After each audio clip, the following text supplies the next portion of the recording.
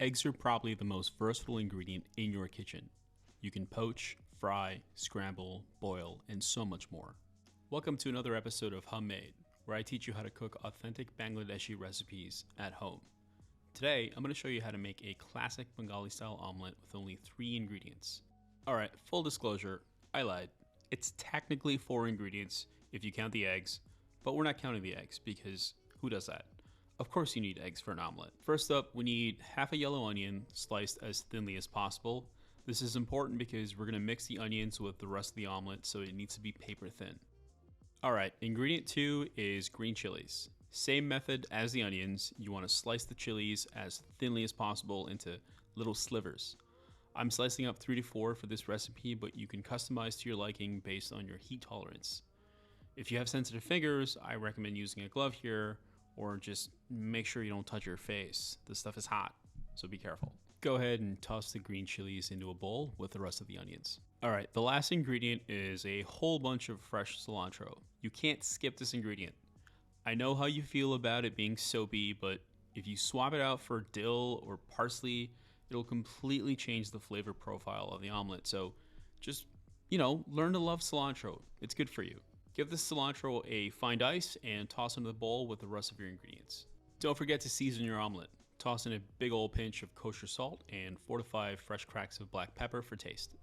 Okay, here's the fun part. It's time to mix with your hands. Your fingers do a much better job of mixing all the ingredients than a tiny whisk. Sorry, Babish. You just don't need it. Basically, you're using the coarse salt as an abrasive component that'll bruise the onions and cilantro to release essential oils and aromatics, and it'll elevate the flavors when you start cooking.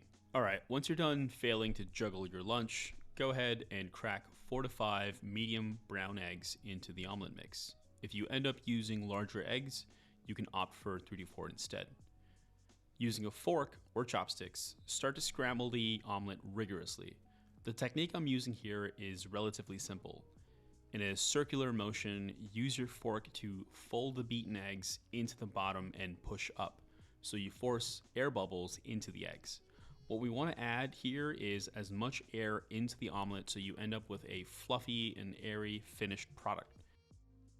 Add 3 to 4 tablespoons of olive oil in a non-stick skillet on medium-low.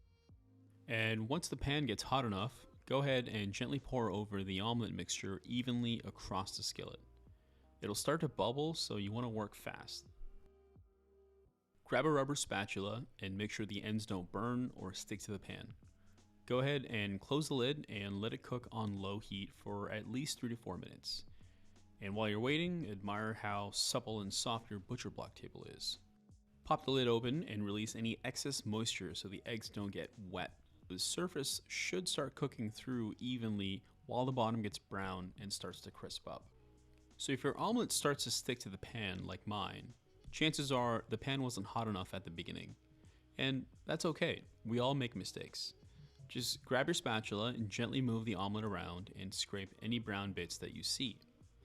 I decided on cutting my omelet into smaller pieces to make it easier to flip and manage. Go ahead and flip any pieces that haven't cooked fully. You're looking for a deep medium brown color on the omelet. After about 8 to 10 minutes cooking on low, the bottom of the omelet should have browned up nicely from the sugars released from the onions. It's kind of like the brown bit of rice from a tadig or paella. This is the good stuff. This is what you're aiming for. Give the omelet another minute or 2 and you're done. And that's Bengali style omelet. I used to eat this at least once a week during college. It's that good and incredibly easy to make. The way I like to plate is simple, but you can really customize this with any toppings that you want. I usually eat the omelet over a lightly toasted paratha or toast. No omelet is complete without homemade fried shallots, which adds a nice sweet crunch and spicy chili crisp from Momofuku. I took a big bite off camera because I just couldn't wait. This is like a pseudo omelet breakfast taco wrap that you just have to try at home. And that's Bengali style omelet. Thanks so much for watching, and if you like this recipe and others, hit a like and subscribe for more weekly recipes on my channel. I'll see you next time on Homemade.